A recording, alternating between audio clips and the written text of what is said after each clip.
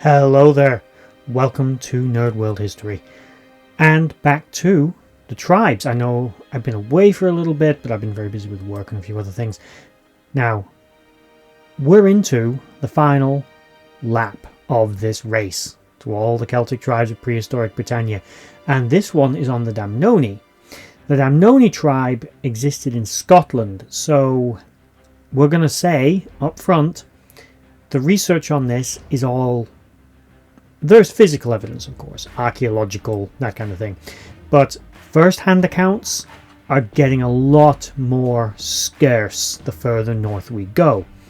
Simply because the Romans, who are our only real good source for information about Britannic tribes, didn't really conquer Scotland. And although there was, of course, interaction, and there was, of course, some overlap of culture and trade, and there was the occasional invasion on both sides, mostly the Romans, they never successfully held the area. Go Scotland. But as a result of this, we actually know relatively little about them. Now, the Romans are not always the best source of information. Some of the information in this video does come from Ptolemy, and most of it is not easy to prove or easy to substantiate exactly. Simply because, again, records are vague and Ptolemy's maps don't exactly match modern maps, and the orientation and things like that from my research of which Ptolemy did, his coordinate system doesn't parallel what we have today, so you've got to kind of turn it 90 degrees. And from what I can understand, it's reliable in and of when he mentions a town, it existed, but as for where the hell that town was is a little harder to pin down. So keep that in mind when regarding this tribe, that I can't name any figures from this tribe. There's no chieftains I can name.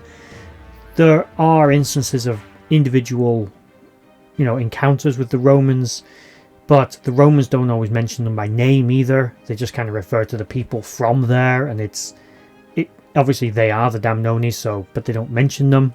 And the Romans have this nasty habit of mentioning, when they talk about a tribe from the northern parts of Hadrian's Wall, they don't always mention them by name. They're the Picts, or they are, as I will get to, they'll just call them by one thing, but it doesn't really do it justice for who they were. Keep that in mind, and let's get into this. Like, share, and subscribe. Check out the rest of this playlist, and also check out my other channels, as they're all growing quite nicely right now. So hopefully I'm going to stick only to facts and information I know. And remember, as I've said before, I'm not a historian. I'm just someone who is passionate about history, and I love it. So I have had to make myself a couple of notes on this tribe simply because my knowledge of this period, or this area rather, of prehistoric Britannia, because I don't have Roman sources as much to read, is a little more scattered. But I want to be comprehensive, so I'm being as accurate as I can be, but bear in mind, because I do get people pointing it out, that I've missed stuff out. I miss stuff out to a degree on purpose, because I either can't prove it, can't substantiate it, I can't find original sources to say who said it, so if I can't, I tend to ignore it. Or, quite frankly, there's so much information out there in some cases that I don't include it all in a video, because the video will go on for too long. And no one wants a 2-hour-long special on the Catavaloni or something, do we? Or do we? No, we don't. Moving on. The Damnonii tribe. They occupied an area of southern Scotland. This area stretched from south of the Strathclyde all the way down to encompass Glasgow as well. This is where I'm going to get a little bit of Ptolemy in here. Of course, the Romans, because of the proximity of this tribe to Hadrian's Wall and the various invasions into southern Scotland that did take place and were somewhat successful, at least temporarily, this tribe is mentioned and named by the Romans, and Ptolemy, he mentions several of their major settlements. These settlements include, and forgive me if I'm about to butcher these pronunciations, Callanicia, Vindogoria, Caria, Aluna, Lindum, and Victoria. I find the one called Victoria the most interesting, and I did check a few different sources. It seems to be accurate, so Victoria. Although I strongly suggest that that is not correctly pronounced. I really doubt it is as simple as Victoria. but all the sources I could find on his reference to it were spelled that way, so I'm going with that. But the problem with these towns is we've no idea where any of them are. They are close to a few other towns. We also don't know, although likely one of these is the civitas, as the Romans would have called it, or capital, as we would call it. It likely was the capital of the Damnonii. We don't know which one it was. There were several other settlements mentioned in passing, but what we know where they are is even more vague. So I'm going to leave them out. But there were several others he mentions, but it's basically ramblings. It should also be noted that this tribe was bordered by several other major tribes from the area, including the Epidae, the Votadini, the Caledonii, and others.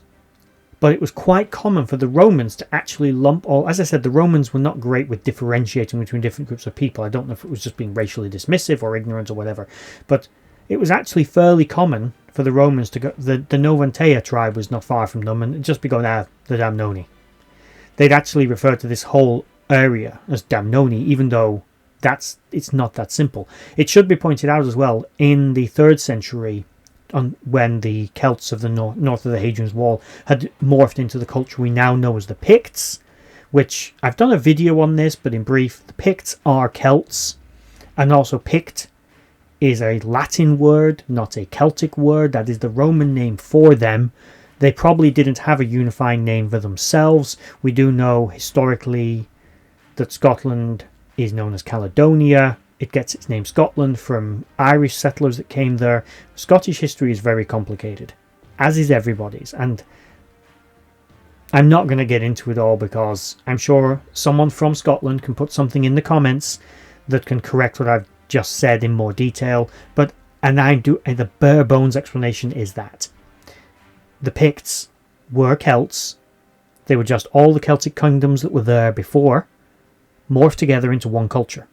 It was a culture that adapted and evolved and changed, of course, but it was still basically who these were. And it was made up principally of 4 kingdoms. One of those kingdoms, which is what I'm getting at, was Damnonia, the kingdom of the Damnonii. They obviously became the most powerful kingdom in this area, and in the 3rd century they were unified by a descendant of Caratacus, or Caradog, who unified those kingdoms against the Romans, the free peoples of Britain against the oppressed peoples of Britain. Got to remember that at one time, the English, as we are now known, and the Scottish, as they are now known, were not that as dissimilar as we sometimes like to think we are. Our two cultures have more in common than we often like to admit. And the sort of infighting in this country, a lot of it traces to this divide in the land made by the Romans, who said, south is us, north is you, when in reality we were all one at one point, unified by culture, language, and religion. Our ancestors in this country, in England, were conquered by the Romans, and that was the first step to making them something other than what they were before. And the Scottish stayed a little more true to who their ancestors were, because they never had that happen to them, at least not by a nation like the Romans. Back then, the free peoples of the north, saw the peoples of the south as their kin, simply oppressed by a foreign power. Look at it as being like... trying to find a real world example. The people of North Korea and the people of South Korea, just kind of flip it around, the people of the North are oppressed by what was a foreign encouraged communist regime by the Chinese and the Soviets to create this microcosm little miniature version of themselves in Korea, while the South, yes, it has foreign influences, so this isn't a great analogy, but South Korea is more free. It has open elections, it's a more free nation. It looks at North Korea and goes, you poor people. You kind of see, I think, what I'm trying to get at. The Damnonii were on the front line of this with the Romans. When the Romans invaded several times throughout history, particularly in the 80s AD, this area would fall under Roman control, but would often fall back out of Roman control because the Damnonii were a damn thorn in the Roman side. And it was often stated that they were quite hostile. Also, the Romans, when they annexed the area and they built later the Antonine Wall, which, if you've never heard of that, is another Roman-built fortification that bisects the country. The only difference is the Antonine Wall is not quite as intact, and because it wasn't as occupied for as long. Bear in mind, Hadrian's Wall was occupied for like 300 years. It actually was occupied for so long that the Roman soldiers that were serving on it in the 4th century they almost didn't know that the Roman Empire had built it. They saw it as some ancient structure built by the ancient peoples of Britain. There's even references to it in like the Vindelander tablets and things like that, or in letters with the Roman soldiers who mention this ancient fortification, to the point where they were so common soldier level ancient Rome, a bit ignorant to who had actually built it. That's how long it was occupied for. But the Antonine Wall nowhere near as long occupied, and it fell into disuse and disrepair much sooner and has been much more broken up. But the terminus of the Antonine Wall was within the territory of the Damnonii on the western side of Scotland. Also, it should be pointed out, when the Romans annexed the area, they heavily secured the territory of the Damnonii because they were coastal, as were the Epidae. And the Romans heavily fortified it. One going theory, and one I quite like, although it's something I'll probably research more for a future video, because I know there was contact between the Irish Celts and Britannia. There's a lot of overlap, of course, because we're near each other, just like there was a lot of overlap between the Celts of northern France, or previously known as Gaul, and particularly southern Britannia. This area of Britain had a lot of cross-cultural pollination and cross-movements of peoples with those living on the island to the west of us, now known as Ireland. And the Romans may have heavily secured this area to prevent Irish reinforcements coming into Britain to try to sort of create a bulwark against their invasion up into the north. Some notable things about the area in which they lived. The area was actually, as far as archaeologically we can see, was fairly sparsely populated, with concentrations of populations to the north and the south of the territory, meaning nowadays that area is very, very heavily farmed. It's a lot of farmland, it's quite open. There's also a lot of coal there, which I'll touch on in a moment.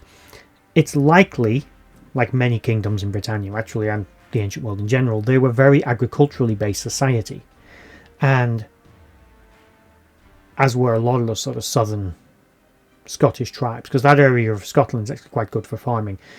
They were very likely just a big farming culture, with some larger settlements to the north and to the south, and obviously fortifications and typical Celtic stuff going on there. But despite the prevalence of coal mining in the ancient world isn't as much as you would think. We all now know that coal is a very efficient burner. It burns quite hot and it burns for longer than wood, and it's an efficient fuel by fossil fuel standards. There's quite a lot of it in that area, but there's next to no evidence that I can find, because I assumed going into this thinking, well, that area's got a lot of coal in it, they must have been mining it. And that, on my part, was an assumption. As I said, my knowledge of that specific area in the detail that I have for the southern Britain isn't quite the same. So I was doing a bit of research.